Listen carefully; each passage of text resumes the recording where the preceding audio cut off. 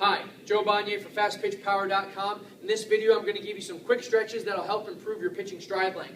Before we get into the specific stretches, I want to review one really important principle so you understand why I'm doing what I'm doing, why I'm cueing the way I'm cueing you. Okay? And that's muscular teamwork. When we talk about strength training, and I've covered this in the past, we don't just isolate muscle groups, strengthen them, and expect that new strength to show up when it's time to perform on the field in very sport-specific movements. The same thing applies to stretching. We don't stretch muscles individually and expect that new length to be available when it comes time to perform a sport-specific movement, okay, or motion. We want to train the body as a team, the muscles and the brain, teaching them to communicate better, to allow and or permit movement. All right, so muscular teamwork and muscular communication is the goal. So when I'm showing you these cues, I'm not just getting in a sport-specific position and just cranking on muscles and holding the stretch to feel as much tension or pain in the muscle as possible. I'm training the muscles, right, to allow and permit motion when your body needs it in a very pitching-specific position. Muscular teamwork is the key, all right? As much in stretching as it is in strength training, which I've already talked about. Okay, with a small box or bench out in front of you, you're going to extend your stride leg out in front. You're going to organize your body in a very vertically stacked position, head, shoulders, and hips in line, my foot underneath my hip or slightly behind me. In this first position, I want my feet pointed straight ahead toward home plate. Okay. Now, for those important cues that are going to really retraining the body, right, to achieve some length or get long, I want to extend this front leg as straight as possible. So if it's bent, extend it as much as possible by flexing your quads, these muscles on the top of your thigh. If this back leg is bent, I want to extend it as much as possible. So both legs are as straight as can be.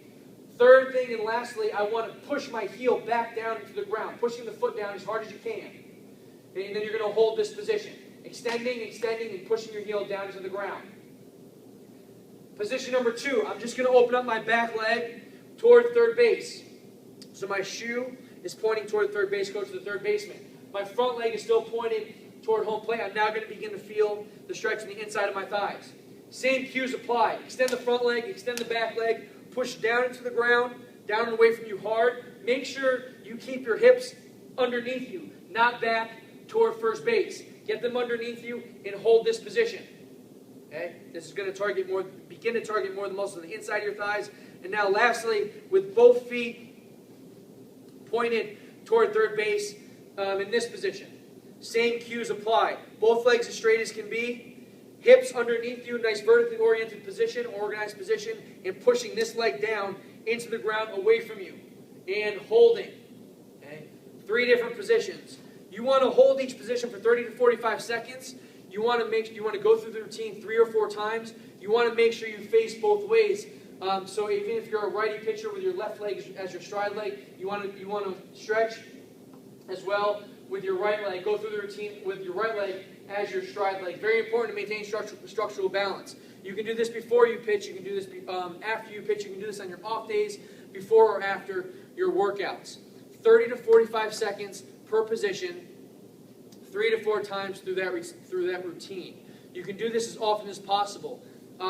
Stretching is best, or muscle length is best retained with frequency. Okay, if you don't have a lot of time to stretch during the day, not a lot of us want to spend the 20 or 30 minutes going through a mobility or flexibility workout. We don't have that kind of time. I understand that. So doing these more often will help retain that movement availability when it comes time to perform.